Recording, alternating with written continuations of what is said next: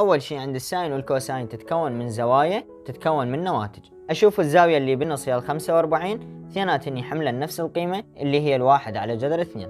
الساين بيها قانون حلو، كل ما تكبر الساين تكبر الزاوية. قسم النواتج اللي بقى عندي هو الصفر، 1 على 2 جذر 3 على 2 والواحد.